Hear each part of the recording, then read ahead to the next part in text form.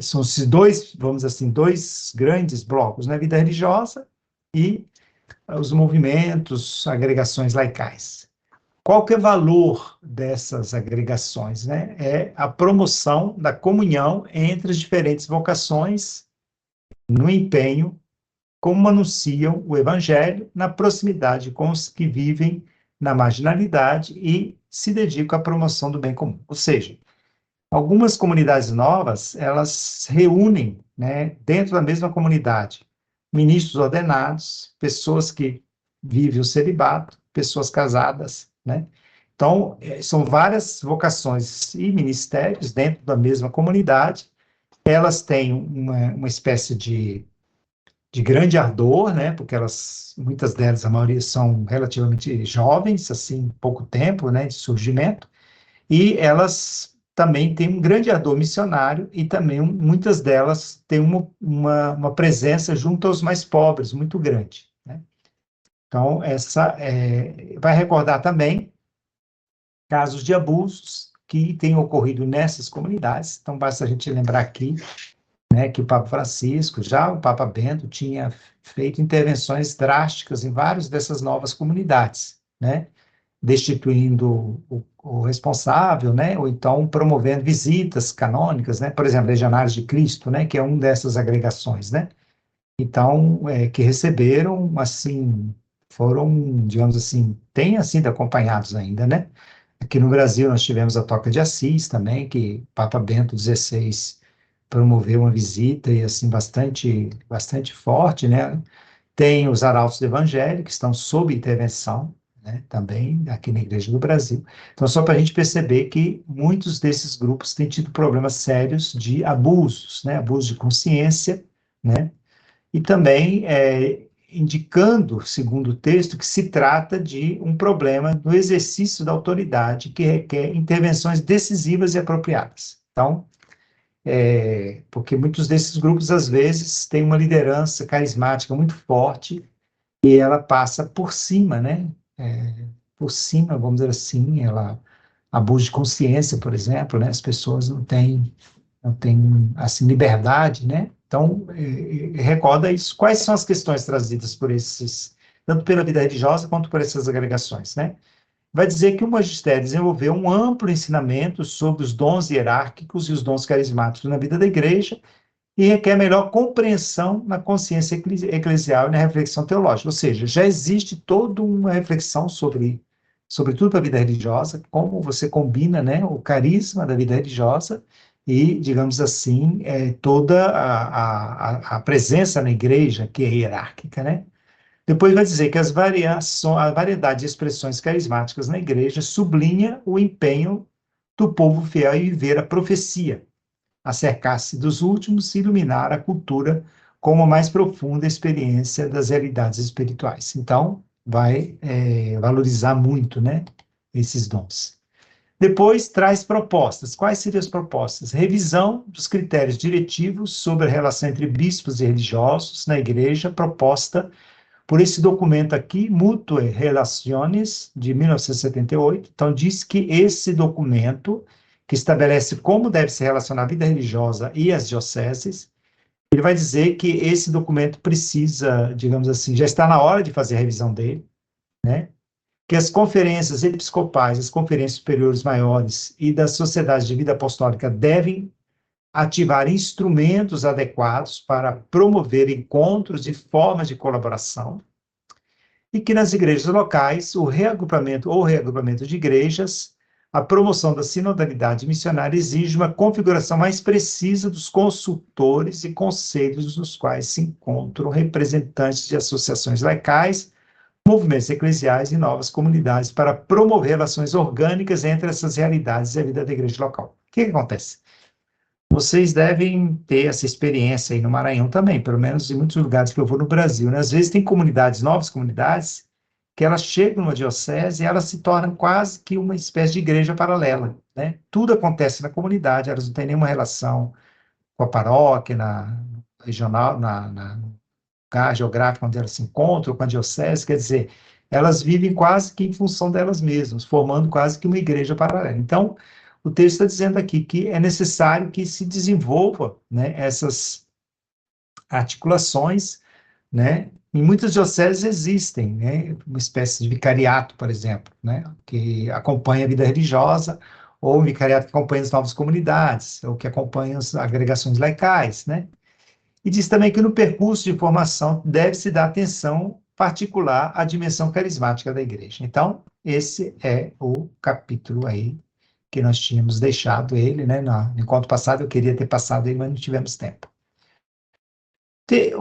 Outro ponto que vai aparecer, né? Estamos falando dos sujeitos, tá? Os sujeitos de uma igreja sinodal. Então, já apresentamos, né, o lecato, apresentamos a questão das mulheres, né?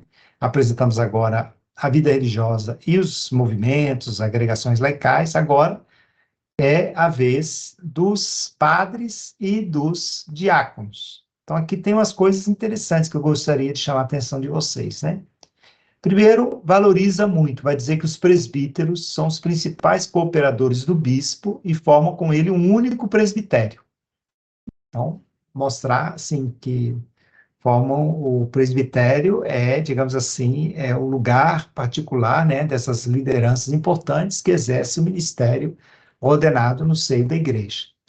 E os diáconos, eles são ordenados para o ministério, eles servem ao povo de Deus na diaconia da palavra, da liturgia, mas, sobretudo, da caridade. É isso que eu queria chamar a atenção, né?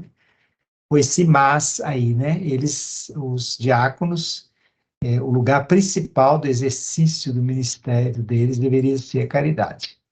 Ambos estão empenhados no ministério pastoral, tanto diáconos quanto padres. Na igreja sinodal, os ministros ordenados são chamados a viver o serviço ao povo de Deus em um modo de proximidade às pessoas, acompanhando e escutando todos e cultivando uma profunda espiritualidade. Então, vai assim, apontar a importância que o ministro ordenado, o padre, tem que ter junto ao povo que lhe é confiado. Então, uma proximidade, quer dizer, não formar lá uma espécie de castelo, onde ele está na casa paroquial, ou ele está só nas suas funções, mas não tem relação nenhuma com o povo de Deus, né? E que precisa também que ele seja alimentado, né, de uma profunda espiritualidade. Repensar o modelo de autoridade dos padres, tendo como modelo Jesus, né? E vai, então, trazer, vamos dizer assim, certas disfunções no exercício do ministério ordenado, que vai ser chamado clericalismo, que a gente tem ouvido falar muito dele, né? Todo esse processo sinodal se falou muito de clericalismo, presente, né, no meio dos ministros ordenados e também nos leigos, né? Que é o clericalismo? É pensar que somente o padre detém todas, digamos, todo o carisma e toda a autoridade no seio da igreja, né? Então, para tudo você tem que tomar a bênção do Papa, para tudo você precisa, quer dizer, é uma espécie assim, de subserviência, né, que impede a igreja de ser uma igreja adulta, de sujeitos a pleno direito, né? Então, eles devem também, então, empenhar-se num estilo de corresponsabilidade, ou seja, na igreja sinodal, o padre tem uma função muito importante, mas ele tem que saber como compartilhar as responsabilidades, né? Porque toda igreja é chamada ao exercício, vamos dizer assim, da missão. Então, vai levantar algumas questões também. Formação, na perspectiva de uma igreja sinodal, requer atenção particular. Então, vai insistir muito aqui na formação. Nós vamos ver a terceira parte também, vai ter um tópico só sobre formação. Vai falar que os seminários precisam ser aproximados da vida cotidiana das comunidades, né? Pelo menos eu tive aí no Maranhão, pelo menos vi um seminário, né? Eu vi que acontece bastante isso, né? O pessoal está muito, assim, vive num bairro, tem claro, uma casa maior, porque mora muita gente, mas, digamos assim, não é que se destoe tanto, né? Da realidade do povo que vive no bairro, né? Então, achei interessante isso, né?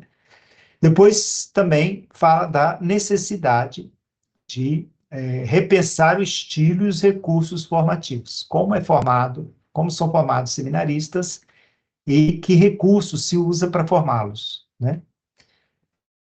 Fala também da valorização valorização distinta sobre o celibato presbiteral, né?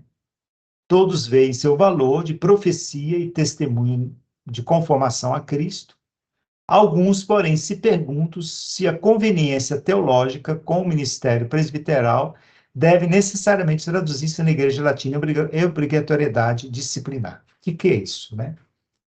Dentro do sínodo, já tinha acontecido no sínodo da Amazônia, né? No sínodo da Amazônia se falou da possibilidade de ordenar homens casados, né?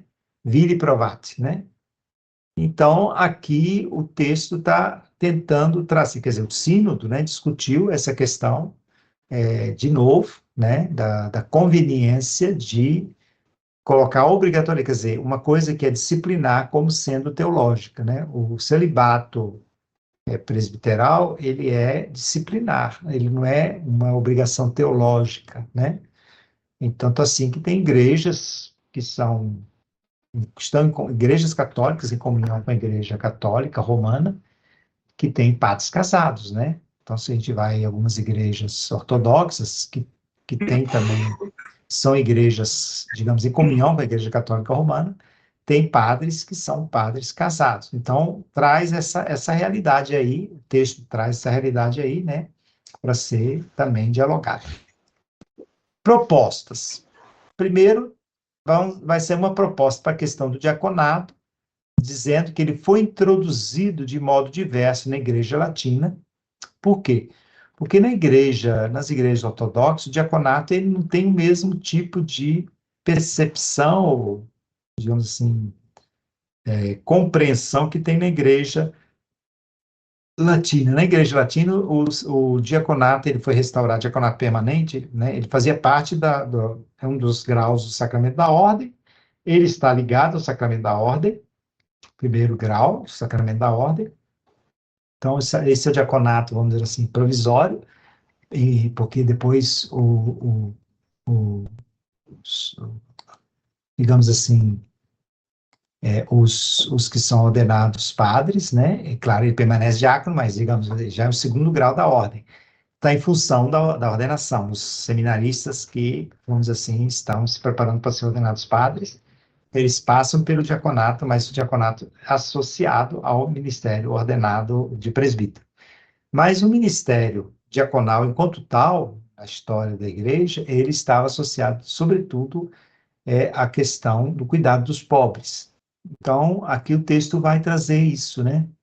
Então, ele vai dizer que em alguns contextos o diaconato foi implantado, em outros, ele foi implantado para suprir a ausência de padres, em muitos lugares, mais voltado para a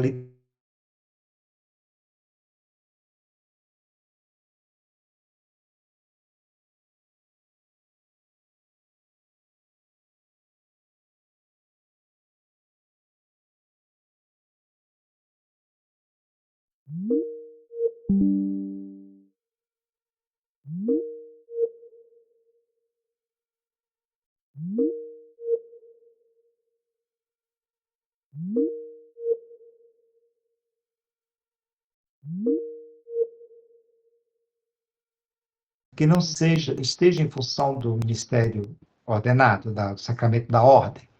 Né? É possível pensar outras formas de diaconato, né? Inclusive que as mulheres poderiam ter acesso.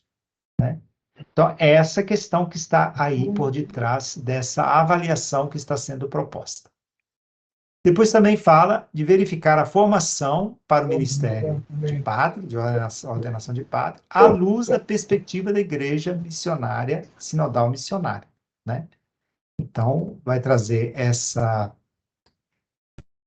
reflexão aí, né? Também, porque muitas vezes a gente tem visto que muitos seminaristas que estão sendo formados têm uma visão, sobretudo nos últimos anos, uma visão muito estreita, né? Muito clerical, né? Muito padre só que tem o poder, né? E a gente tem visto isso assim de forma muito forte. Então, aqui também volta a falar sobre isso, né? Revisão da Ratio Fundamentalis, que é um documento que dá as normativas, né, para a formação dos seminários. Também fala de estabelecer a dimensão da transparência e da cultura da prestação de contas para os padres e para, é claro, desde o começo, né? O que acontece? Muitas vezes o padre não presta conta para ninguém, né? Ele é o dono da bolsa, vamos dizer assim, e não presta conta para ninguém. Então, o sínodo se falou muito, tanto do padre quanto dos bispos, né? Que haja uma cultura da prestação de conta. Daqui a pouco a gente vai voltar, quando for falar dos ministérios dos bispos, que vai trazer esse mesmo assunto. Depois fala que é a oportunidade de inserir os presbíteros que deixaram o ministério em um serviço pastoral que valorize sua formação e experiência. Também outro ponto que, né? Ou seja, como acolher, talvez, né, dentro do ministério, né, ou valorizar e acolher, né, os padres, vamos dizer assim, que deixaram o ministério, né, por causa da formação que eles têm, etc. Então, esse é o tema ao redor do diaconato e do presbiterato, que são sujeitos muito importantes no processo de evangelização de uma igreja sinodal. Agora, o outro sujeito é o bispo. Então, aqui vai falar do bispo e a comunhão eclesial, né? Então, como pensar o ministério do bispo. Quem é o bispo? Aí vai lembrar, o bispo é sucessor dos apóstolos, eles foram postos ao serviço da comunhão que se realiza na igreja local, entre as igrejas e com a igreja universal. Olha que coisa interessante. O bispo, ele tem uma função de criar comunhão dentro da sua diocese com as outras dioceses do país onde ele está, e então isso chama colegialidade, né? E com o bispo de Roma, né? Com a Igreja Universal. Então, ele tem que ter uma tríplice experiência de comunhão na igreja local, na sua igreja nacional, vamos dizer assim, aqui no Brasil, por exemplo, que é um país muito grande, né, tem os regionais, então há também toda essa comunhão com o regional, e depois, vamos dizer assim, com a Igreja Universal. O bispo é, na sua igreja, o primeiro responsável pelo anúncio do evangelho pela liturgia. Então, vai insistir muito nisso também. Vai dizer que ele é o guia da comunidade, ele promove o cuidado dos pobres e a defesa dos últimos. Então, aquele tríplice munus, né, de, digamos assim, da profecia, o anúncio do evangelho, né, da santificação, ou seja, celebrar os sacramentos, e depois da realeza, que é dirigir a comunidade, né? Então, isso aqui promove o cuidado dos pobres e a defesa dos últimos, né? Ele guia a comunidade, promove o cuidado dos pobres e a defesa dos últimos. Enquanto princípio visível da unidade, ele tem de modo particular a tarefa de discernir e coordenar os diferentes carismas e ministérios suscitados pelo Espírito para o anúncio do Evangelho e o bem comum da comunidade. Então, ele tem uma função muito importante de discernimento, né? Porque às vezes aparece naquela diocese, precisa um carisma novo, uma pessoa que tem uma espécie de experiência forte de Deus e Deus, como se estivesse pedindo, né, para aquela pessoa que ela criasse alguma coisa nova, né? E isso aparece. Então, quem vai ajudar no discernimento, se isso é de Deus ou não? É o bispo. O bispo é o primeiro responsável para acompanhar esse discernimento, né?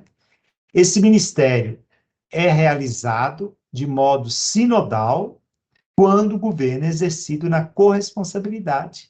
A pregação se alimenta da escuta do povo fiel, a santificação e a celebração litúrgica têm origem na humildade e na conversão, né?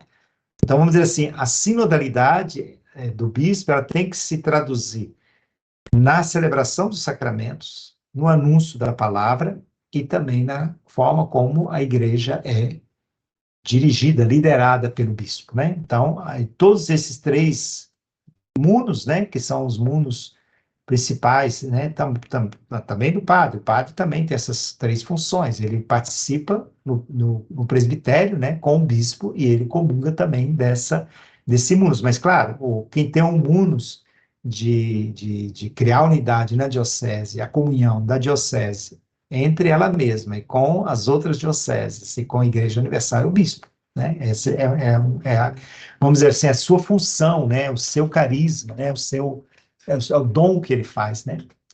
Vai dizer que o bispo tem um papel também insubstituível, dando início ao processo sinodal na igreja local e animando, promovendo a circularidade entre todos, algum e um, né?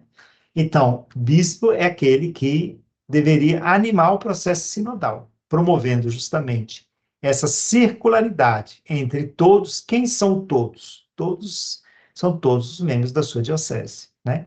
Alguns, quem são alguns? O próprio bispo, vamos dizer assim, aqueles que participam mais próximo dele, né, os presbíteros, diáconos, as lideranças, né, e o um, que seria a Igreja de Roma, o Papa, né? Então, o bispo, ele tem ele tem que fazer circular, né, esses três, digamos, circularidade, né? O ministério dele, valoriza a participação de todos, graças ao contributo de alguns mais diretamente envolvidos em processo de discernimento e decisão. Então, os organismos de participação em governo. Falou-se muito das expectativas com relação ao bispo, que são muito altas. Muitos bispos se lamentam da sobrecarga de compromissos administrativos e jurídicos, né? Lá no sínodo, muitos bispos reclamaram, que torna difícil a plena realização de sua missão, né? Porque às vezes o bispo chega, ele tem que resolver problemas administrativos, né? Problemas de relação entre as pessoas, e ele tem que ser pastor, né? Ele não pode ficar só lá no gabinete resolvendo os problemas, né? Muita gente diz, o bispo é só administrador. Muitas dioceses que a gente vai, as pessoas falam assim, o nosso bispo é só administrador, ele só pensa em administrar, encontrar recursos suficientes para que a igreja da diocese funcione, tem todas digamos, os meios necessários para que a diocese funcione, né? Mas ele não é pastor, né? Então, muitos bispos reclamaram disso, né? Depois, ele deve ter em conta a própria fragilidade e limites, então o texto recorda isso, por isso, deve voltar a trazer para o centro das atenções o que é essencial à sua missão, né? Algumas questões no nível teológico, aprofundar mais o significado da relação de reciprocidade entre o bispo e a igreja local, aquela articulação que eu falei, a comunhão na igreja local. Então, ele é chamado a guiar a igreja, a reconhecer e a proteger a riqueza de sua história, de sua tradição e dos carismas que nela estão presentes. Então, ele tem essa função importante de ser pastor, né? É necessário também aprofundar a questão da relação entre sacramento da ordem e jurisdição, à luz do magistério conciliar da Lumen Gentium, e dos ensinamentos recentes, como a Constituição Praedicata Evangelii, que é essa Constituição pela qual houve aquela reforma na Cúria Romana, para esclarecer os critérios teológicos e canônicos que estão na base do princípio da partilha das responsabilidades do bispo, né, e determinar âmbitos, formas e implicações da corresponsabilidade. Ou seja, o fato do bispo ser o pastor, vamos dizer assim, aquele que está na frente da diocese, não significa que tem que assumir todas as funções, né? Ele tem que ser o administrador, ele tem que ir atrás se tem um problema de disciplina, ele que tem que ir atrás. Quer dizer, como o bispo ele tem os órgãos dentro da própria diocese, tem o conselho dos presbíteros, tem o conselho diocesano, tem o conselho administrativo, quer dizer, todos esses grupos, né, deveriam ter, digamos assim, nas dioceses, né, eles deveriam ser, digamos assim, o exercício da corresponsabilidade, né, para que o bispo não fique sobrecarregado, né. Depois, necessidade de refletir sobre a relação entre colegialidade episcopal e a diversidade de pontos de vista teológicos e pastorais. O que é isso? Isso aqui a gente sente muito aqui no Brasil, né? CNBB, você tem, digamos assim, tem a quantidade de bispos, né, que nós temos aí no Brasil, mas você tem diversidade de pontos de vista teológicos, né? E como você se pronunciar, né, de forma que não quebre a unidade e a comunhão na igreja, né? Às vezes, a diversidade de pontos de vista teológicos são muito profundas, né? Então, às vezes, impedindo uma comunhão verdadeira. Tem bispos, por exemplo, que não seguem as coisas que a CNBB propõe, né? Diz, não, aqui na minha diocese mando eu. Eu sou o sucessor dos apóstolos, né? Como se ele pudesse ser bispo sem a comunhão com os seus pares, a colegialidade, sem a comunhão com o primaz, né? Que é o Papa, entendeu? Mas tem muitos bispos que têm essa percepção, né? Então, a cultura da transparência fala também respeito pelos procedimentos previstos para a tutela de menores e de pessoas vulneráveis, são parte integrante de uma igreja sinodal. A gente sabe que a Igreja Católica, nos últimos mais de quase 30 anos já, tem recebido muitas denúncias, algumas delas, infelizmente, comprovadas, de abusos de menores, de pessoas vulneráveis. Então, o Papa Francisco, né, já Bento XVI tinha iniciado um processo bastante profundo, né, mas com Francisco ele foi se aperfeiçoando, né, a questão da tutela de menores de pessoas vulneráveis. Ou seja, cada diocese tem que ter, né, uma instância que assegure a defesa, a proteção de menores e de vulneráveis, né? Para prevenir, né, a prevenção de abusos, né?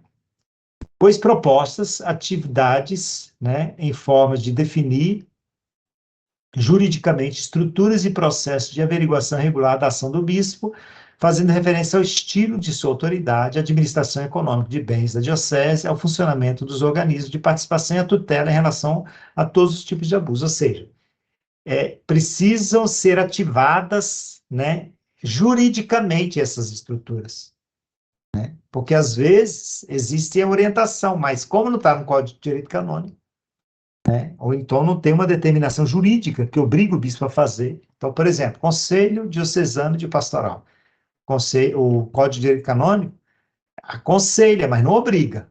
Então, muitos bispos dizem, não, mas é somente um conselho, não é uma obrigação. Então, a maioria das dioceses não tem Conselho Diocesano de Pastoral.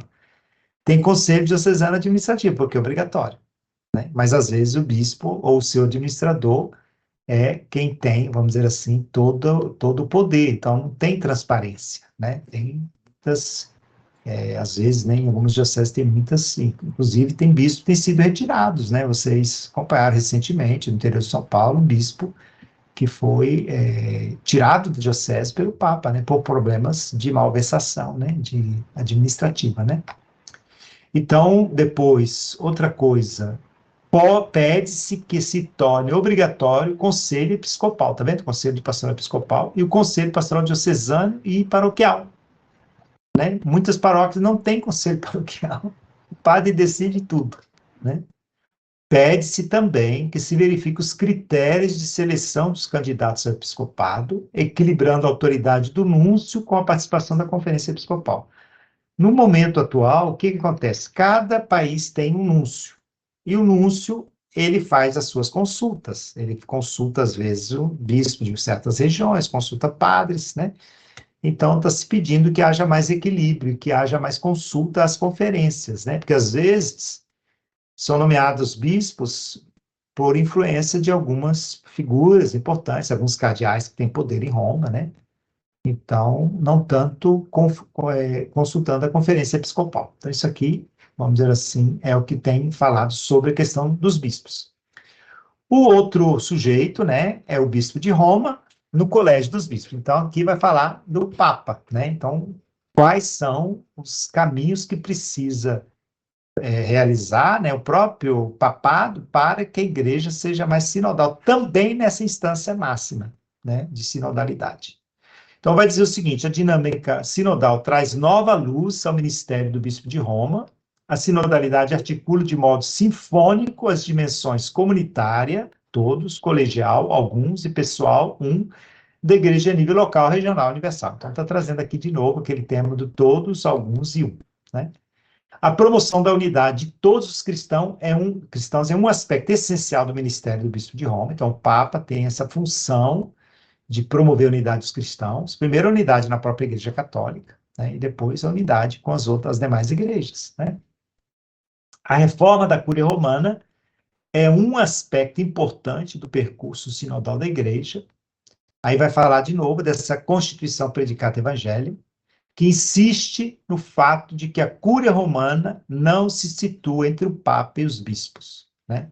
Nós tivemos aí momentos muito tristes, né, aqui na Igreja do Brasil, onde que a Cúria Romana parecia que mandava mais do que o Papa, né, e ela passava por cima dos bispos, muitos bispos eram humilhados, né, muitos bispos nem gostavam de fazer visita de limina, porque chegava lá, só levava a bronca da Cúria Romana, né, então aqui está falando isso, né, como equilibrar, né, esse papel da Cúria Romana, né, que deve estar ao serviço tanto do papado quanto do episcopado. Por quê? Porque tem que haver uma comunhão entre o episcopado e o papado, né? Segundo modalidades que são próprias da natureza de cada um. Claro, né, as modalidades da relação entre o papado e de Cúria Romana e entre a Cúria Romana, a Cúria Romana e o episcopado, né? Depois, a prática efetiva, né, da predicada evangélica poderá favorecer uma maior sinodalidade dentro da Cúria. Então, a reforma da Cúria, por todo mundo assim que acompanhou esse processo, lembra, né, que havia uma grande expectativa, né, sobre essa reforma da Cúria, desde que o Papa Francisco foi eleito. Um dos principais cargos que ele recebeu do lá, vamos dizer assim, dos bispos, né, dos cardeais que o elegeram, foi justamente a reforma da Cúria Romana. E demorou quase 10 anos. A reforma saiu no ano passado, com a Predicata Evangelho, depois de idas e vindas, né, do documento. Então, aqui agora está em processo de aplicação dessa Predicata Evangelho, né? Questões. Aprofundamento sobre o modo como uma renovada compreensão do episcopado dentro de uma igreja sinodal incide no ministério do bispo de Roma e no papel da Curia Romana. Então, precisa de aprofundar isso. Essas reformas todas que o Papa Francisco está promovendo, né, na relação entre episcopado e papado, precisam ser aprofundadas do ponto de vista teológico. Por que que precisa ser aprofundada? Porque durante muito tempo houve um processo de centralização muito grande dentro da Igreja Católica. Então é como se o Papa fosse o único bispo do mundo, né? Os outros bispos eram coroinhas do Papa, né? Nós tivemos papas extremamente autoritários, centralizadores, que pensavam que a função dele era, ele era o bispo do mundo, né? E o Papa Francisco resgatou com essa ideia quer dizer, o Concílio Vaticano II já tinha colocado isso, né? Mas, digamos assim, agora se pede esse reequilíbrio, né? Em nível universal, né, o Código de Direito Canônico e o Código de Cânones das Igrejas Orientais fornecem disposições para o exercício colegial do Ministério Papal. Então, o Código de Direito Canônico e o Código das Igrejas Orientais já traz algumas disposições. Estas poderiam ser também desenvolvidas na prática e reforçadas numa futura atualização de ambos os textos. Então, aqui já pede, tá vendo? Como não sei se vocês estão prestando atenção, mas desde o primeiro dia que eu comecei a apresentar esse texto, tem vários pedidos de aprofundamento teológico, mudança no Código de Direito Canônico, questões pastorais. Aqui, de novo, aparece o tema do direito canônico, tá vendo, né? A sinodalidade pode iluminar de que modo o Colégio dos Cardeais colabora no ministério petrino e com que formas promove discernimento colegial nos consistórios. Então, colégios cardeais, vocês sabem, né? Os cardeais deveriam formar uma espécie de, sei lá, como é que a gente poderia chamar isso, né? Uma espécie de poder legislativo na igreja. Mas a igreja não é uma democracia, né? Mas eles teriam uma espécie de função de ser um colégio, vamos dizer assim, de consultores, né? Então, o Papa realiza os consistórios. Os consistórios, muitas vezes, são somente para nomeação e criação de novos cardeais. Mas o Papa Francisco já realizou alguns consistórios onde ele tem apresentado questões para serem discutidas, né? Continuamente por esse grupo importante, porque os cardeais têm um papel simbólico importante no conjunto da igreja, né? Aí propostas, que a visita ad limina, que é essa visita feita pelos bispos, né, de tempos em tempos ao Papa, rever a forma como é realizada, de modo que sejam cada vez mais ocasião de intercâmbio aberto e recíproco, que favoreça a comunhão e o exercício da colegialidade e da sinodalidade. Muitas vezes, como eu falei para vocês, a visita de limina, né, eram verdadeiras torturas para muitos bispos, né, porque eram simplesmente prestar conta, né, assim como se o bispo tivesse que, né, e não era uma visita assim fraterna, né, de comunhão, né. Então, o, os discastérios, né, da Cúria precisam valorizar a consulta dos bispos para maior atenção à diferença de situações, escuta mais atenta às igrejas locais. Então, insiste aqui, né, que os discastérios lá da Cúria Romana, eles levem em consideração os contextos, né? Porque a igreja, ela está muito diversa. A igreja da África é bastante diversa com relação à igreja da Ásia, que por sua vez é diferente da igreja da Austrália, que é diferente da igreja da América do Norte, né? Da América do Sul, da Europa, quer dizer, levar em consideração. Também se fala da avaliação da ação dos representantes pontifícios, onde eles desempenham uma missão. O Papa muitas vezes nomeia representantes, chamados legados pontifícios, né? Ou para representar ali numa cerimônia, mas às vezes ele vai lá para fazer uma coisa em nome do Papa. Então pede uma revisão disso. Também a valorização e o reforço da experiência do Conselho dos Cardeais. Lembra que o Papa Francisco, quando foi feito Papa, ele criou o conselho chamado Conselho do C9, né? Conselho dos Nove Cardeais, e que voltou agora. Alguns tinham sido aposentados, alguns morreram, né? Aí o Papa agora, digamos assim, atualizou esse conselho. Então, aqui se valoriza isso, né?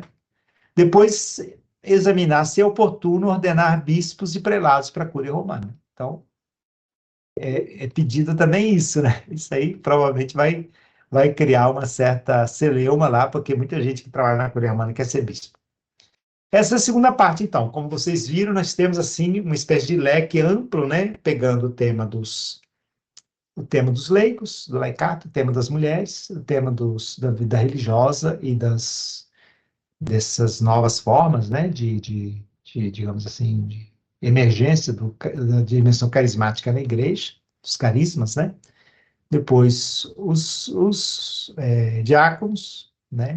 Os padres, os bispos e o bispo de Roma. São sujeitos, que eu estou chamando de sujeitos da sinodalidade.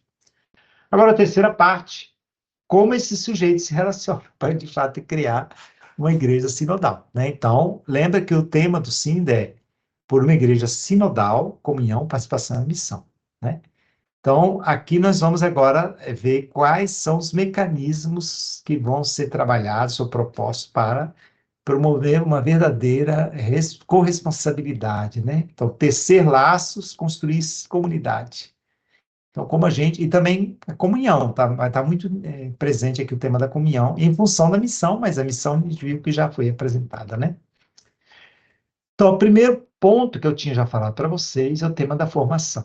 Então, aqui está em vista não só a formação de seminaristas e da vida religiosa, mas está em vista a formação de todo o povo de Deus, tá?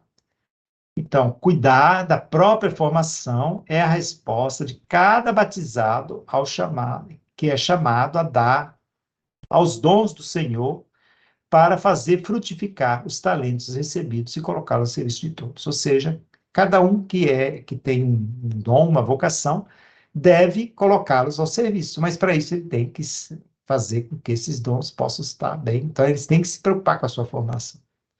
Então, o modo como Jesus formou os discípulos é o modelo de referência para o modo como a igreja deve formar os seus, vamos dizer assim, os seus fiéis, né? E aquelas pessoas que exercem função de liderança.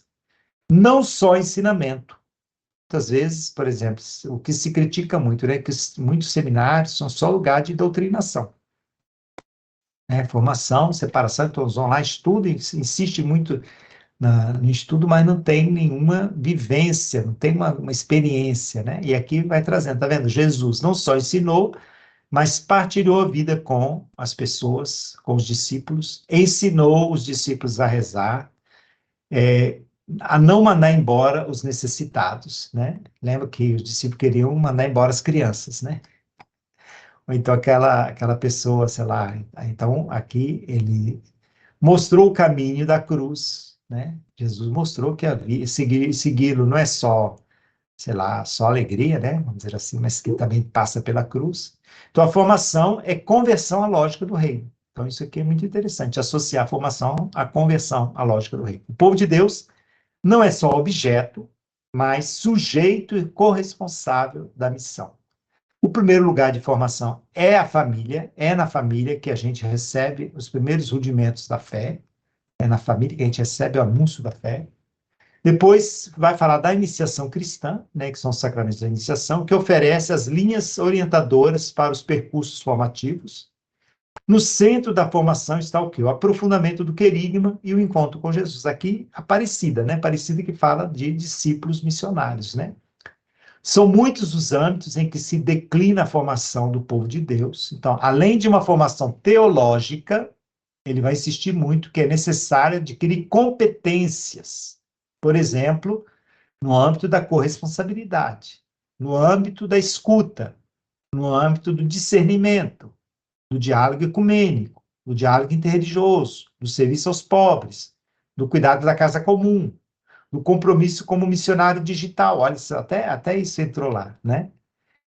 Da facilitação dos processos de discernimento, na conversação do espírito, aí, construção de consensos e resolução de conflitos. Ou seja, a formação, ela não pode insistir meramente numa doutrinação, como muitos percursos têm insistido recentemente, aqui no Brasil, pelo menos, a gente vê muito, né? Se você vai, por exemplo, né, que é o grande formador, infelizmente, da Igreja do Brasil hoje, que é Paulo Ricardo, o que ele ensina, né? Paulo Ricardo ensina somente doutrina, né? Então, o que adianta você ter doutrina se você não sabe lidar com as pessoas, se você não sabe escutar, se você não sabe gerir conflitos, se você não tem uma sensibilidade para o diálogo ecumênico, diálogo interreligioso, cuidado da casa comum. Então, não adianta nada, você não está formado, você está deformado, né? Isso é importante, né? Depois fala da importância da formação das crianças e dos jovens e da formação de uma igreja sinodal precisa ser feito também de modo sinodal. Aí vai trazer algumas questões. Quais são as questões? A educação afetiva e sexual, sobretudo dos jovens que sentem um apelo especial para a vida religiosa ou para o ministério ordenado, que tem que assumir o celibato. Então, como eles serem formados afetivamente, né? Para assumir, digamos assim, essa dimensão da vida religiosa e presbiteral, que é bastante difícil, né, num mundo cada vez mais sexualizado, né? Então, como você vive de forma alegre, né, o dom da sua vida e não de forma frustrada ou então de forma, digamos assim, encobrindo, né, vários limites, várias frustrações, né, que você possa ter nesse âmbito, né? Depois vai mostrar a importância do diálogo com as ciências humanas, sobretudo com a psicologia, e da psicologia com a teologia, para mostrar, né, que mais que justapor a teologia e a psicologia, elas devem, digamos assim, integrar numa síntese madura aquilo que são elementos importantes de uma formação sadia, né, como você... Porque todos nós trazemos traumas de infância, traumas na escola, traumas, né, da cultura onde a gente nasceu, do meio ambiente onde a gente viveu. Então, como você, digamos assim, integra tudo isso numa síntese que é também uma síntese espiritual e teológica, para que você possa realmente ser uma pessoa que tenha capacidade de doar-se, né? Porque se você é uma pessoa totalmente frustrada, uma pessoa cheia de complexos, uma pessoa que está totalmente autorreferencial, né? Então, você não tem condições de sair de si, né, para poder prestar um serviço ao povo de Deus, né? Depois vai falar que o povo de Deus deve estar presente na formação dos ministros ordenados e, sobretudo, a contribuição feminina e a cooperação das famílias. Por isso, pede revisão da formação e dos programas formativos dos seminários. Depois fala que as conferências episcopais devem trabalhar juntas para criar uma cultura da formação permanente. Quais são as propostas que vão aparecer, né? Primeiro, privilegiar propostas formativas conjuntas dirigidas a todo o povo de Deus. Então, não só vamos formar seminarista, porque tem muita diocese que gasta e investe horrores, né? Milhares de reais para formar seu seminarista, mas não forma os leigos, né? Então, está dizendo o seguinte, olha, propostas formativas conjuntas, ou seja, onde os seminaristas, os padres, os bispos, né, junto com o povo de Deus, fazem processo formativo, né? As diferentes componentes do povo de Deus devem estar representados nos percursos de formação para ministros ordenados. O que são as diferentes componentes? Ou seja, presença de leigos, presença de mulheres, de religiosas, né, que possam atuar na formação, não só como professores, mas também como formadores, né? Aí vou lembrar aqui, né, há uns anos atrás, eu estive num encontro aqui do Leste 2, né, para as pessoas que trabalhavam mais na área de acompanhamento psicológico dos seminários. A maioria eram mulheres, olha que coisa interessante, né? A maioria que fazia acompanhamento psicológico nos seminários eram mulheres, né? Então, é interessante para a gente perceber que aqui no Brasil nós já temos algumas experiências assim, né? Depois vou falar também da necessidade de processos adequados de seleção dos candidatos ao ministério ordenado, então, uma seleção mais apurada, que a formação de ministros ordenados precisa ser pensada de forma coerente com a igreja sinodal nos diferentes contextos, e isso requer dos candidatos que eles tenham amadurecimento né? E uma real experiência de comunidade cristã. Então, tem muitos jovens, às vezes, que não têm nenhuma experiência de comunidade e quer ser padre. Então, a primeira coisa que ele precisa fazer, porque o padre é aquele que trabalha para a comunidade, com a comunidade, né? Então, a primeira coisa que ele precisa é ter uma experiência de vida cristã em comunidade. Evitar ambientes artificiais, separados, favorecer o espírito de serviço ao povo de Deus na pregação, na celebração dos sacramentos e no serviço da caridade. E, de novo, fala da revisão da raça fundamental. Está vendo? Duas vezes aparece essa questão da revisão, né? Consulta também aos responsáveis pela formação dos presbíteros para avaliar a recepção do processo sinodal. O que o texto percebeu? Que onde tem mais resistência ao processo sinodal é no meio dos seminaristas e dos padres, né? Então, por isso que está pedindo aqui essa consulta aos responsáveis pela formação. Isso para ser feito antes da próxima sessão sinodal. Tema 15, discernimento eclesial e questões abertas. Então, aqui esse ponto 15 é um ponto importante, porque ele vai trazer aquelas questões mais complicadas que não apareceram com os nomes que deveriam aparecer, né? Porque elas são questões delicadas e, digamos assim, se aparecesse com o nome que deveria aparecer, já iam acusar todo o sínodo, né? Porque tem grupos muito ferozes que estão atacando esse sínodo, né? Então, a conversação no Espírito possibilitou a circulação livre da palavra, criou um contexto favorável para aprofundar questões controversas, né? Mesmo, né? Questões, digamos assim, dentro da igreja. Então, quais são essas questões? Aqui vai aparecer por duas vezes, eu vou apresentar para vocês, tá? Quais são as duas vezes que aparece e como aparece. A primeira vez que aparece a questão controversa, elas dizem respeito ao quê? Os efeitos antropológicos da cultura digital ou da inteligência artificial. A não violência legítima. As problemáticas relativas ao ministério, os temas relacionados à corporeidade e à sexualidade. Então, aqui vocês viram que aparece assim uma coisa bem ampla, né? Pessoal, lá o sínodo não quis colocar o nome nos bois, né? Para um autêntico discernimento desses temas, é necessário integrar, à luz da palavra de Deus e do magistério, uma base informativa mais ampla e uma componente reflexiva mais articulada. Então, o texto quer o quê? Os bispos, né, e os que participaram dos sinodais, vamos dizer assim, eles disseram o seguinte: olha, essas questões são controversas, para que a gente fale com propriedade, nós precisamos de ter mais bases, né, para não falar generalidades, o que todo mundo fala.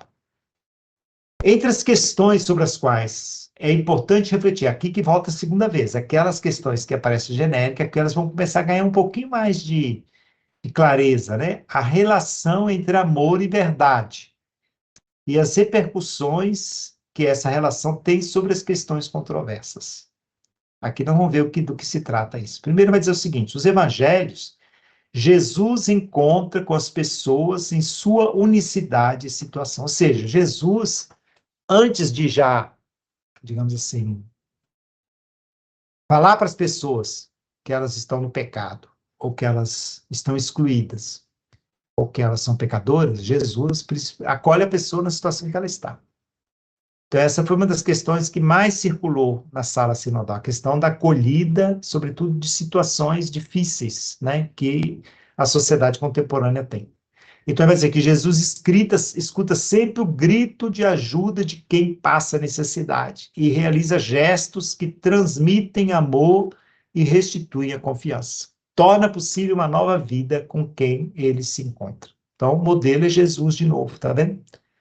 A dificuldade da igreja em traduzir essa maneira de ser e agir de Jesus na pastoral mostra sua incapacidade de viver à altura do evangelho. Olha que afirmação pesada, né? Só podemos ajudar quem precisa se de fato nos convertermos. Então, aqui chama de novo o tema da conversão, a que a igreja, mais que juiz, que apontar o dedo, né? ela não seja uma alfândega, como desde o começo o Papa Francisco falava, mas que ela seja justamente uma casa de acolhida para todos, né? Um hospital de campanha, né? Que acolhe todo mundo que está ferido, né? Não podemos impor a doutrina com dureza e com atitude de quem julga, né? Isso aqui é uma coisa muito séria que apareceu lá muitas vezes, né? Quais são as questões que são questões que têm se prestado a esse tipo de comportamento da igreja, né? Questões como identidade de gênero e orientação sexual. Então, você não pode falar de gênero na igreja. Se você falar, você está sendo levado pela ideologia de gênero, não é assim? Então, aqui a única vez que vai aparecer, só aparece acho que duas vezes a palavra gênero, né? Mas não fala gênero no sentido geral, mas fala aqui, ó, identidade de gênero, né? Que a gente sabe do que se trata, porque no sínodo se falou um pouco de forma mais aberta, né? Todo acompanhamento de pessoas LGBTQIA+, né? Então, todas essas questões aí relacionadas, vamos dizer assim, a essa grande situação complexa, né? Depois, a questão de orientação sexual, a questão de fim da vida, aqui no Brasil ela é menos colocada, mas na Europa e nos Estados Unidos é muito forte, né? Que é a questão que a gente aqui conhece como eutanásia, né? Mas na Europa estão legislando agora, digamos assim, se a pessoa quiser, chama, o que eles chamam a morte, ter uma morte digna, né? As pessoas que não querem ser submetidas, sei lá, tem uma doença que ela sabe que é uma doença que não tem cura, né? Então, muitas pessoas dizem, mas por que que eu vou ter que me submeter a uma série de tratamentos que a batalha já está perdida, né? Então, muitas pessoas têm pedido, né, interrupção da vida, né? Então, isso tem dado muitas discussões na Europa, né? Agora mesmo na França está maior, digamos assim, controvérsia, porque o presidente está querendo, né? Depois, a situação de matrimônios difíceis, isso já tinha sido discutido lá no Sino da Família, em 2014, 2013, 2014, volta aqui de novo. A problemática ética ligada à inteligência artificial, que estão aparecendo cada vez com mais urgência, são controversas não só na sociedade, mas também na igreja. Colocam questões novas. As categorias antropológicas que a igreja possui não são suficientes para colher a complexidade dos elementos que emergem dessas expressões diversas, né? E o saber da ciência, do saber da ciência requer afinamento e estudo ulterior. Então, aqui é como se a igreja estivesse postergando, né? Ela não quer discutir isso porque ela diz falta maior clareza, né? Inclusive do ponto de vista científico para algumas coisas, né? Então, essa é uma questão que aparece aí. Pois as questões, né? Aí aqui, primeiro, do ponto de vista teológico, a relação entre amor e verdade. Depois, encorajar os especialistas nesses campos a amadurecer uma sabedoria espiritual que permita que sua competência se torne o serviço eclesial. Então, quem tem uma competência maior no acompanhamento de pessoas que discute questões de identidade sexual, que eles possam oferecer isso como competência para ajudar pessoas do ponto de vista pastoral, né? Identificar as condições que tornam possível uma investigação teológica e cultural que saiba da experiência do povo de Deus e se coloque a seu serviço. Propostas. Iniciativas que permitam um discernimento partilhado sobre questões doutrinais, pastorais e éticas que são controversas à luz da palavra de Deus, do ensinamento da igreja, da reflexão teológica e valorizando a experiência sinodal. Isso pode ser realizado através de aprofundamentos entre especialistas de diferentes competências e dando espaço à voz das pessoas diretamente mencionadas, né, que estão metidas nessas questões. Tema 16, por uma igreja que escuta e acompanha. Então, aqui, o que esse texto, esse tema vai trabalhar? Todo o problema da escuta e do acompanhamento, sobretudo pessoas em situações difíceis. Continua o tema anterior, mas escolhendo, né, mais um tópico que é o tema da escuta e do acompanhamento, né? Vai dizer o quê? Que a escuta é o termo que melhor exprime a experiência dos 2 primeiros anos do processo sinodal, né? Uma escuta que foi dada, uma escuta que é recebida, nós somos convidados a tomar a palavra e ser escutado na igreja e pela igreja. E isso foi uma experiência intensa e inesperada para muitas pessoas que participaram do caminho sinodal, tanto em nível local quanto, vamos dizer assim, em outros níveis também, né? Então, isso daí foi bastante valorizado. Escutar requer o quê? Disponibilidade para descentrar-se e dar espaço ao outro, como foi vivido na dinâmica da conversação no espírito. É um exercício exigente, obriga a reconhecer os limites, a parcialidade do próprio ponto de vista, mas abre uma possibilidade à escuta da voz do espírito.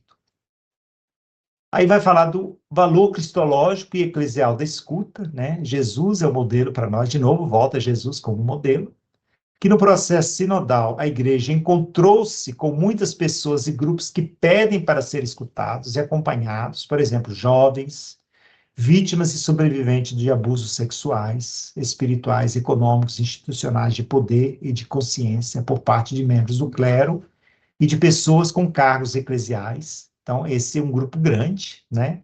Os que vivem em condição de solidão, sobretudo pessoas idosas, os que se sentem marginalizados ou excluídos pela igreja devido à sua situação matrimonial, à sua identidade sexual, né? As pessoas que sofrem diferentes formas de pobreza, exclusão e marginalização dentro da sociedade, né? Pessoas doentes, as pessoas que são invisíveis na sociedade e minorias de todo tipo. Então, quem pede para ser escutado na igreja hoje, né? Então, isso aí apareceu lá, vocês estão lembrados, né? Quem fez aí, quem participou da escuta, né? No nível local, lá perguntava, né? Com quem que a igreja tem dívida de escuta, né? E essas categorias apareciam. Quais são as questões? Vai dizer que a escuta requer uma acolhida incondicional. Isso não significa abdicar da clareza ao apresentar a mensagem da salvação, do evangelho, nem apoiar qualquer opinião ou posição. As comunidades eclesiais de base favorecem a prática da escuta dos batizados e entre os batizados. Então, pede-se que valorize o seu potencial. Quais são as propostas? Escuta e acompanhamento não só como atitude pessoal, mas eclesial. Deve encontrar lugar dentro da programação pastoral ordinária e da estruturação das comunidades em vários níveis. Ou seja, as comunidades têm que oferecer, dentro das suas atividades, espaços de escuta para que as pessoas possam falar, né? A igreja não parte do zero, ela já possui estruturas que fazem isso. Aí vai falar aqui do trabalho capilar da escuta, de quem acompanha os pobres, né? Vai falar também do trabalho de quem acompanha os marginalizados, migrantes, refugiados, por exemplo, a Caritas que faz isso, como também outras instituições, e que é preciso potencializar isso. Quem presta serviço de escuta e acompanhamento precisa de formação adequada. Então, a comunidade precisa tomar consciência do valor de um serviço exercido em seu nome e de poder receber o fruto dessa escuta. Então, a comunidade tem que formar pessoas que são habilitadas para escutar e também, digamos assim, valorizar isso depois, né? Aqui a SECAM é a Conferência dos Bispos da África. Olha que coisa interessante. Eles colocaram uma coisa específica para as igrejas da África e de Madagascar. Que a Igreja da África de Madagascar faça um discernimento teológico e pastoral sobre o tema da poligamia. Para a gente lembrar que muitos grupos africanos, a poligamia é uma questão cultural, né? Então, e continua uma questão pastoral muito importante, né? Então, aqui tá falando que essas conferências estudem, né, esses casos para ver se pode encontrar algum tipo de solução pastoral. Tema 17, missionários no ambiente digital. Isso aqui é para vocês, aí que eu sei que tem muitos seminaristas que estão acompanhando esse curso, né? Então, a cultura digital, né, vai dizer que ela provocou uma mudança fundamental no modo como a gente concebe a realidade, como a gente se relaciona uns com os outros. O ambiente digital modifica nossos processos de aprendizagem, a percepção que temos do tempo, do espaço, do corpo, das relações interpessoais e do nosso modo de pensar. Então, esse dualismo que a gente às vezes faz, sobretudo quem não é nativo digital, né? Você provavelmente todos já são nativos digitais, né? Então, o que que é nativo digital? Quem já nasceu dentro desse mundo digital, dos computadores, dos celulares, né? Então, digamos, esse dualismo entre virtual e real já não descreve as realidades para quem é nativo digital. A cultura digital não é uma área distinta da missão, mas é uma dimensão crucial do testemunho da igreja na cultura contemporânea. Então, vai valorizar muito, né? Os missionários sempre partiram com Cristo rumo às novas fronteiras, impelidos pelo Espírito. Hoje, cabe a nós chegar à cultura atual em todos os espaços onde as pessoas procuram sentido e amor, também no mundo digital. Não se pode evangelizar esse mundo sem tê-lo compreendido antes, né? Os jovens, aí, tá vendo? Falei seminaristas. Os seminaristas, os padres jovens, as consagradas, os consagrados, são os mais adequados para levar a cabo a missão da igreja nesse ambiente.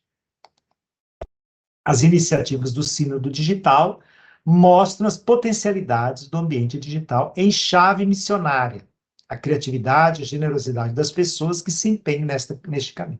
Então, valoriza bastante, né? Quais são as questões que levanta, né? Internet na vida dos adolescentes e das famílias, apesar de grandes potencialidades, pode causar danos e feridas, como bullying, desinformação, exploração sexual, dependência, né? Fake news. Então, refletir sobre como apoiar as famílias e garantir espaço online seguro e vivificante. Então, a igreja precisa também estar atenta a isso. Muitas iniciativas online de grande valor estão ligadas à igreja, com excelente catequese e formação para a fé. Então, valoriza o que já se fez, o que se faz, né? Mas também tem sites nos quais as temáticas da fé são tratadas de modo superficial, polarizado e cheio de ódio. Quem está acostumado aí, não sei se tem alguém, espero que não tenha ninguém que assista, né, que acompanhe esses sites aí mais tradicionalistas, né, mas aqui no Brasil cresceram muito, a maioria são jovens, estão lá, estão cuspindo veneno contra a Igreja Católica, contra a CNBB, né, uma coisa impressionante, né, a gente tem que estar atento a isso, né. Depois, como missionários, garantir presença online que ajude no crescimento para as pessoas. Iniciativa online tem alcance que ultrapassa o território como era entendido tradicionalmente. Isso levanta novas questões, né, que precisam ser regulamentadas. Então, a gente sabe, né? Então, antigamente você tinha sua paróquia, a paróquia é um território. Agora você tem, sei lá, tem um padre aí, ou uma freira, uma comunidade, sei lá, que é um grande influenciador, tem milhões de seguidores, né? Tem seguidor de tudo quanto é canto do Brasil. Então, como é que você vai regulamentar isso, né? Infelizmente, aqui no Brasil, tudo que é da ordem do influenciador digital, ele vai monetizar a influência dele, então ele vai pedir dinheiro, né? E aí, muitas vezes, as comunidades mandam dinheiro para aquele padre, para aquela religiosa, para aquele grupo, né? Tem leigos também, mas para de ajudar a comunidade com dízimo, etc. Então, isso cria muitos problemas também, né? Como vocês percebem. Depois, implicações da nova fronteira missionária digital para a renovação das estruturas paroquiais e diocesanas existentes. Então, quais são as implicações, né? Pois vai lembrar que a pandemia estimulou a criatividade pastoral online, reduzindo os efeitos do isolamento e da solidão, e as instituições de educação também utilizaram as plataformas online para sua formação e catequese. Muitos jovens buscam a beleza e abandonaram os espaços físicos da igreja. Então, como envolver os jovens de novo, né? Também que eles não fiquem só ancorados desse espaço aí online, né? Propostas. A igreja assegurar reconhecimento, formação e acompanhamento aos missionários digitais em ação, criar redes de colaboração de influenciadores que incluam pessoas de outras religiões ou que não professem nenhuma fé, mas que colaborem em causas comuns para a promoção da dignidade humana, a justiça e o cuidado da casa comum. Então, como a igreja pode participar de redes, que são redes de defesa da vida, redes de defesa da casa comum, né? Redes também de, sei lá, de respeito, né? Sei lá, às vezes tem um determinado lugar, muito preconceito, sei lá, o bullying, né? Às vezes também preconceito contra povos indígenas, contra os negros, né? Então, como a gente participa de iniciativas interreligiosas, né? Em função de defesa da justiça e dos direitos, né? E da dignidade humana. Depois, o tema 18, organismo de participação. Então, aqui vai trabalhar todo esse tema dos conselhos, tá? Conselhos em vários níveis, né? Então, vai dizer primeiro que todos os batizados são corresponsáveis pela missão, de acordo com a sua vocação, experiência e competência. Todos contribuem para imaginar e decidir passos de reforma das comunidades cristãs de toda a igreja, de modo que ela viva a suave e confortante alegria de evangelizar. Então, todos na igreja, não só os padres, não só o bispo, não só a vida religiosa, mas todos são chamados, vamos dizer assim, a participar, porque todos são corresponsáveis pela missão. A sinodalidade, os organismos a partir dos quais ela funciona, criando corresponsabilidade, é em função da missão. A autoridade por excelência na corresponsabilidade é a palavra de Deus. É a palavra que deve inspirar o encontro dos organismos de participação, cada consulta e cada processo de decisão. Então, o ator, né, que se reunir deve buscar sentido e força, perdão, o ato de se reunir, né, na Eucaristia e se desenrola à luz da palavra escutada e partilhada na oração. Então, quando você vai fazer uma reunião para decidir, pode ser uma coisa muito simples, sei lá, como vai ser a festa do padroeiro esse ano, né? Então, ao invés de você simplesmente se reunir e decidir coisas práticas, né? Primeiro vamos colocar-nos à luz da escuta da palavra de Deus. Será que a palavra de Deus nos aponta alguma coisa que a gente deveria enfatizar esse ano? Né? Para que, de fato, os processos de discernimento e decisão sejam feitos à luz de uma escuta da palavra de Deus.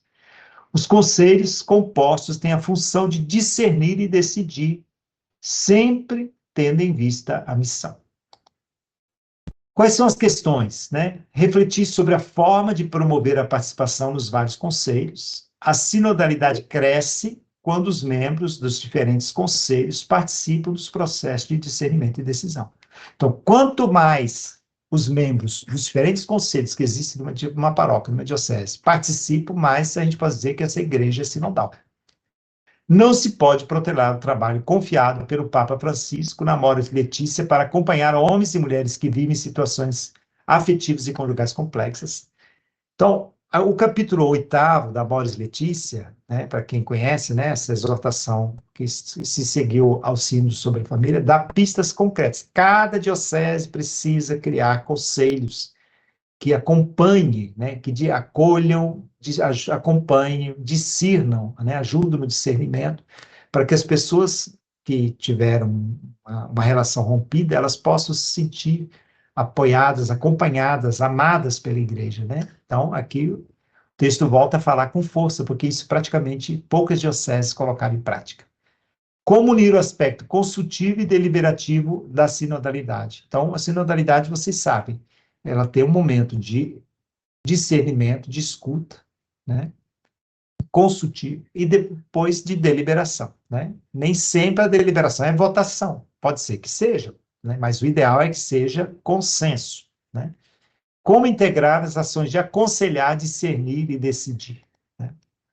As propostas que foram feitas, codificação relativa à obrigatoriedade dos conselhos pastorais nas comunidades cristãs e nas igrejas locais, aquilo que eu falei já, quando se falou da questão dos bispos lá atrás, né, se falou também de reforma do direito canônico. Potenciar tais organismos com adequada presença de leigos e leigas, atribuição de funções de discernimento em vista de decisões apostólicas, ou seja, tem que colocar os vários atores, né, da igreja sinodal dentro dos conselhos e também quais são as funções e competências de cada um.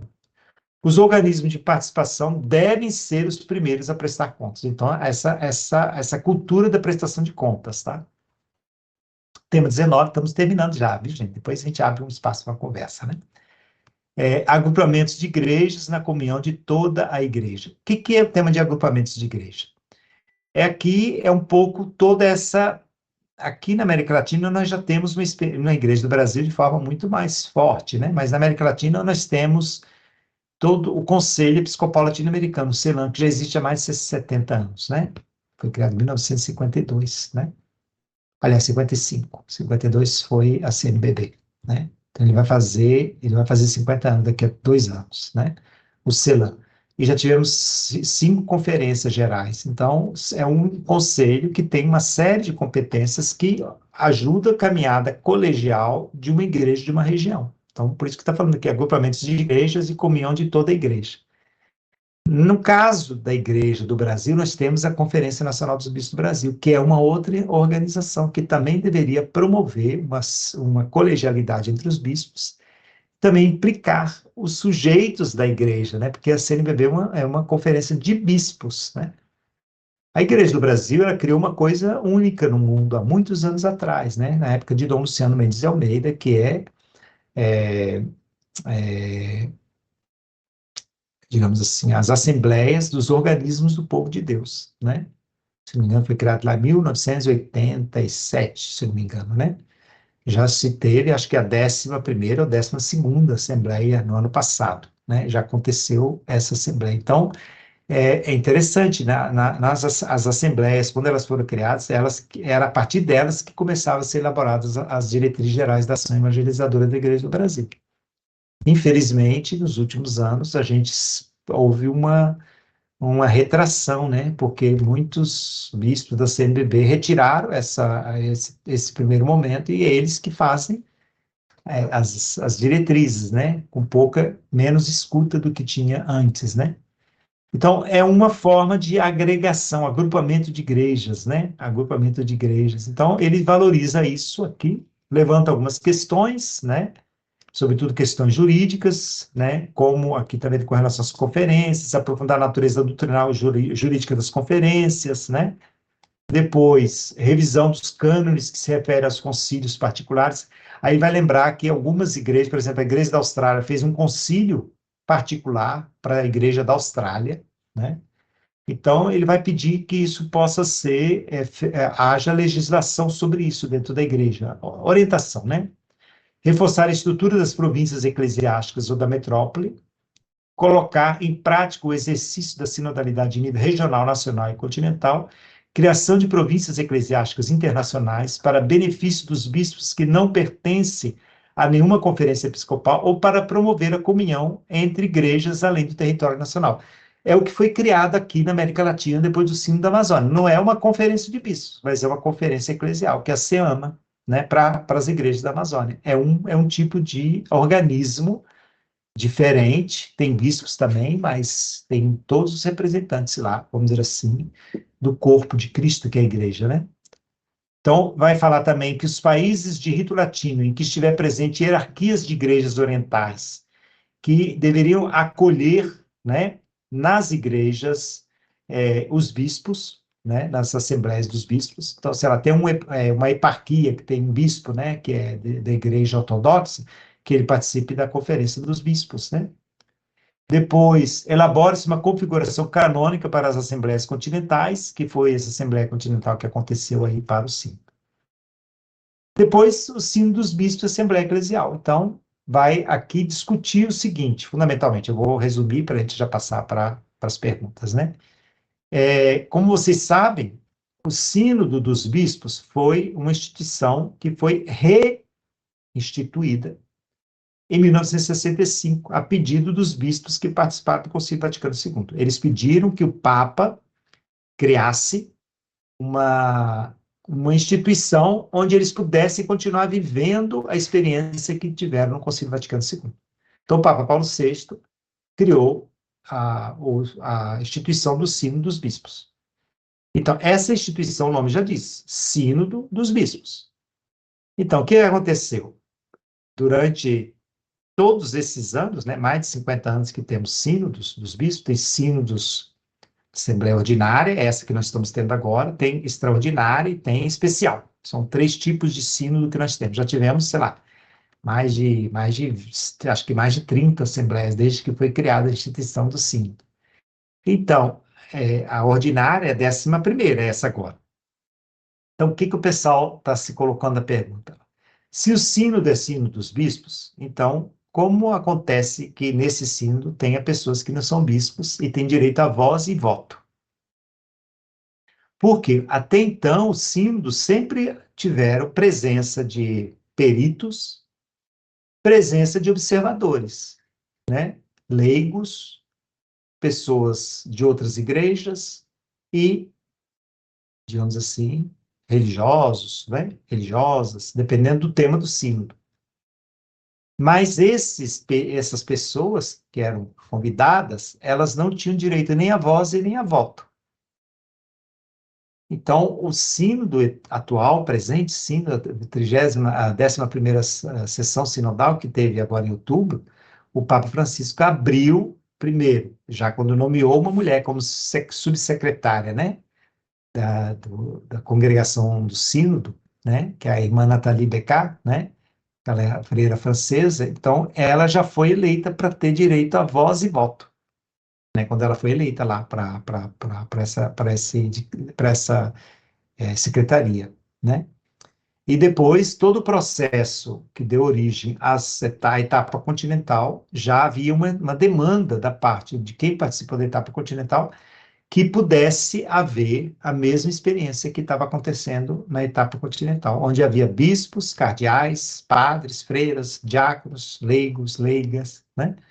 E o Papa Francisco escutou, então ele nomeou, através de indicação, claro, das conferências, nomeou uma série de pessoas, né, que participaram do sínodo sem ser bispo, né? Então tinha religiosas, religiosos, leigas, leigos, padres e diáconos, né? Que tiveram direito a voz e voto. Então, a pergunta que aparece aqui nesse tema 20, Sínodo dos Bispos de Assembleia Eclesial, é: o sínodo não se descaracteriza quando ele tem esse formato? Não seria melhor, talvez, a exemplo, aí vai dar, que é interessante aqui, que vocês vão ver aqui, que eu vou mostrar aqui para vocês um dos últimos slides, né? Não seria interessante como foi feito na Assembleia Eclesial da América Latina, né? Vocês sabem que em 2021 nós tivemos uma Assembleia Eclesial. A Assembleia Eclesial, o que que foi? Uma Assembleia onde tinha, a maioria eram leigos, né? Tinha mais de 1.000 pessoas, 1.100 pessoas participaram, maioria em formato remoto, mas 60% eram leigos, né? E os outros eram padres, bispos, religiosas, diáconos, né? Então, aqui ele dá exemplo, né, da primeira Assembleia Eclesial da América Latina e Caribe, a Assembleia dos Organismos do Povo de Deus no Brasil, né? E o Concílio Plenário Australiano. Aí ele pergunta, né, se não seria o caso de a igreja ter essas instâncias, onde estariam todos os segmentos que compõem a igreja, digamos assim, participando, digamos assim, de um processo sinodal, né? Então, de forma que, digamos assim, essa ambiguidade que foi criada nesse sínodo, ela pudesse ser, digamos assim, corrigida, né? Então, concluindo, esses são os 20 temas, eu não sei se vocês se lembram ainda de todos, né? Esses 20 temas, eles trazem o quê? Né? Isso que o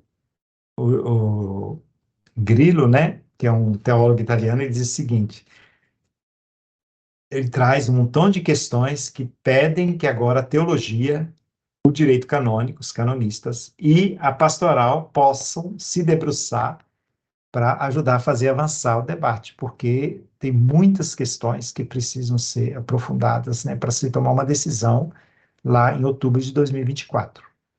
Então, qual que vai ser o próximo passo? O próximo passo vão ser criadas comissões de peritos para estudarem as questões que foram apresentadas aí como questões a serem estudadas, canonistas, teólogos, pastoralistas, né? Já existe um grupo de peritos que está atuando lá no Sínodo, mas eu acho que eles vão ter que colocar mais gente, porque são muitos temas, né? E provavelmente essas 20 questões, elas vão ser tratadas no âmbito das conferências episcopais de cada país, para que as conferências possam dar um feedback, né? Dar um retorno para a próxima sessão sinodal, que vai ser em outubro de 2024, que vai tomar as decisões que têm que ser tomadas, né? Então, quem levantou a mão foi o Reimson. É Reimson? Pode falar, Reimson. Eu não estou escutando, não.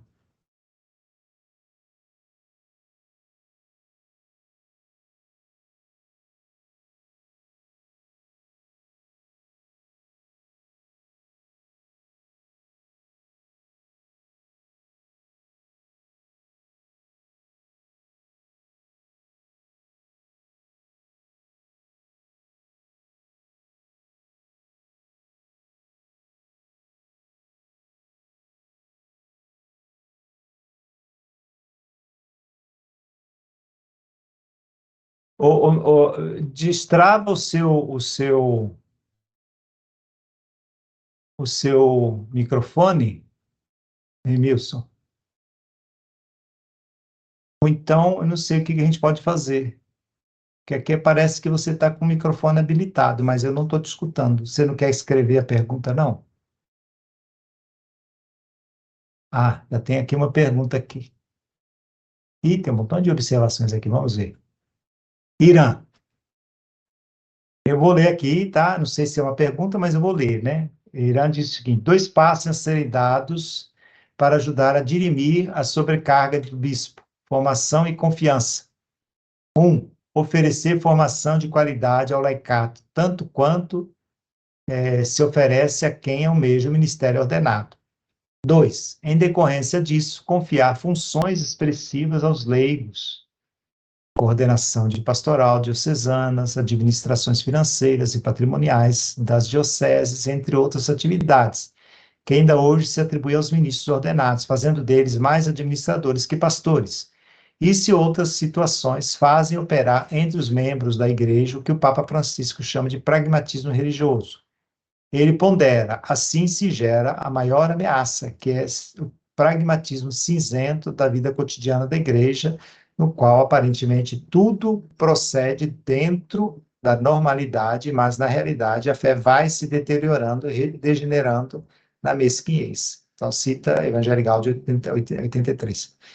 Eu acho isso mesmo, Padeira. Eu acho que você aponta esses dois pontos aí que eu acho que é realmente por aí, né? Formação e confiança. Se não existe confiança, então é difícil, né, a gente avançar, né, no caminho de uma igreja sinodal, né? E depois a corresponsabilidade, você tem que compartilhar os dons, né? Tem muita gente, assim, como você falou, provavelmente, às vezes, tem leigos, leigas, né, tão bem formados na área de administração, que podem assumir, né, muitas coisas da administração, né? Eu conheço muitas dioceses que são leigos, que são o administrador, né? Vamos dizer, do ponto de vista das finanças da diocese, né? E funciona muito bem, né? Então, por isso que depende muito de cada diocese, né? Depois, o Irã ainda continua dizendo aqui, desde a encarnação até a direita do Pai e no meio de nós, Jesus Cristo é um migrante. Ao longo de quase 2 milênios de caminhada eclesial, ele vem movendo-se com a humanidade, continua migrando e movendo-se, presente no meio de nós, não apenas no meio como um espaço temporal, mas também em tudo aquilo que para nós é meio, é mídia, inclusive naqueles meios que são janelas para o que chamamos aqui de mundo virtual. A igreja não pode negligenciar o pedido dele, ide pelo mundo inteiro, anunciar o evangelho a toda criatura. Se boa parte da humanidade passa a considerar parte do seu tempo nesse outro mundo, a igreja precisa ir anunciar o evangelho a toda criatura nesta rede onde Jesus já está presente e atua com seu modo misterioso. Isso mesmo, concordo também, viu? Uma boa reflexão que você propõe aí, né? Depois o Remilson, né, diz o seguinte: no âmbito das conferências nacionais, as questões a serem discutidas a cada um dos 20 pontos serão levadas para consultas, como foi na primeira etapa do sínodo? Excelente pergunta. Eu não tenho ainda a resposta, né? Eu sei que, pelo que eu tive semana passada, né, naquela live, não sei se vocês assistiram, a gente organizou aqui pela FAG uma live na semana passada com o Agenor Briguente, a Cristina e o bispo que participou lá, né? esqueci agora o nome dele, Dom Cipollini, né? Pedro Cipollini, né? Lá de São Paulo, de Santo André. E lá o Agenor dizia o seguinte, né? Que as questões vão voltar. Agora, a gente não sabe qual instância, se volta só em nível de conferência ou se voltam para as igrejas locais, ou seja, para as dioceses, tá? Então, o pessoal está trabalhando intensamente lá em Roma agora, né? Porque é a época de trabalho para eles, né? Então, a Secretaria-Geral dos Bispos está, assim, provavelmente, trabalhando loucamente para poder dar conta, né? Da, das, vamos dizer assim, das tarefas pendentes que eles vão ter, porque o tempo isso que o Agenor falava, o tempo é curto, né, para todas as questões que foram levantadas, né, e o André Grillo falava também que é como se a teologia tivesse sido um pouco colocada de lado, né, no período anterior, porque se valorizou muito a experiência do diálogo com o Espírito, mas que para que um discernimento seja feito, precisa ter critérios, né? E os critérios são dados pela reflexão teológica, né? E pastoral. Então agora vai ser esse momento agora, né? Então a gente não sabe como que vai ser ainda, porque não saíram as diretrizes ainda da Secretaria-Geral do Sínodo, tá bom? Não sei se alguém tem mais alguma pergunta, nós temos ainda uns minutinhos ainda, viu, gente? Podemos avançar ainda uns minutos. Ou habilita o microfone, se quiser também habilitar a câmera.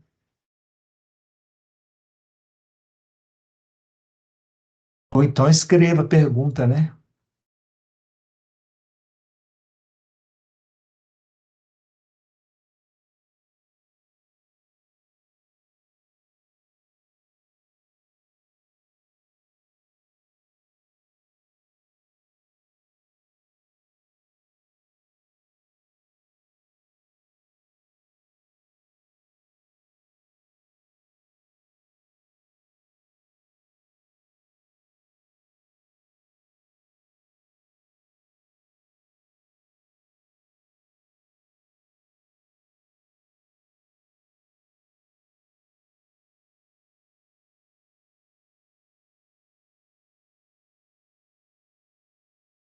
Alguém tem pergunta? Se não tiver, Padeiran, que está aí, o diretor do IESMA, Se não tiver, a ninguém gente vai mais, gente. terminando, né? Olha que hoje é a última aula, vocês têm que aproveitar um pouco. É porque a última aula, como tivemos problema para passar o PowerPoint, E, né? Então não deu para a gente aprofundar, né? Se tivesse perguntas, né? Foram muitas informações, né? Eu sei que mas para vocês todos, né, o texto ele está disponível, né? Acho que eu já até encaminhei, ou alguém, acho que alguém encaminhou, não sei para vocês. Se vocês quiserem, eu posso. Acho que vocês já disponibilizaram o texto para todo mundo, e né? sim, eu vou no e-mail do pessoal. Aham. A impressão é que o Raio está com a mão levantada novamente, não sei se é uma outra. Não, eu acho que ele não baixou a mão. Pelo menos aqui aparece na mão levantada, né? Mas eu acho que ele não conseguiu baixar, ele não conseguiu. Pode falar. Bem, então, como não tem mais perguntas, né? Acredito que nós possamos ir para as finalizações, né? Padre Irã, o senhor tem alguma mensagem para deixar aqui para esses discentes que acompanharam este mini curso deste mês de novembro? A primeira, agradecer ao professor Geraldo Demore pela gentileza de disponibilizar-se do seu tempo, né, para compartilhar conosco dessa experiência vivida lá em Roma, tanto da gente aqui do Brasil foi para participar desse evento eclesial, e depois daquele evento a gente sente a necessidade de reverberar, compartilhar, para crescer juntos na reflexão. Então, muito obrigado, professor Geraldo. E agradecer também a todos quantos se inscreveram no mini curso, que está sendo uma experiência adotada pelo IESMA, e eu espero que isso se torne uma cultura entre nós. Então, a todos que participaram, muito, muito obrigado. Então, Bem, um então, convite também que eu queria fazer, tem um grupinho, né, que se reúne no Brasil já há tem 2 anos já que a gente está se reunindo, chama Serviço Teológico Pastoral, e a gente criou um programa de televisão chamado Igreja Sinodal. Esse programa passa, assim, aqui em Belo Horizonte, que é onde ele é gravado, né, na rede Horizonte, ele passa sábado pela manhã. Mas ele passa na TV Aparecida, na TV Pai Eterno, né, em outros dias da semana, e eventualmente passa também vocês podem também ver esse programa pelo canal do YouTube, né? Chama-se Igreja Sinodal, né? Vocês podem procurar Serviço Teológico Pastoral, que é o canal do YouTube, e estão sendo apresentados cada tema. Nós estamos gravando com teólogos, pastoralistas, teólogas, né? Cada um desses temas. Então, nós vamos ter 20 programas, né? E é bom porque são programas assim mais curtos, são 10, 15 minutos cada programa, um por semana. E eu acho que é importante que a gente faça esse conteúdo circular nas comunidades, né? Por incrível que pareça, domingo passado eu tive aqui um encontro de formação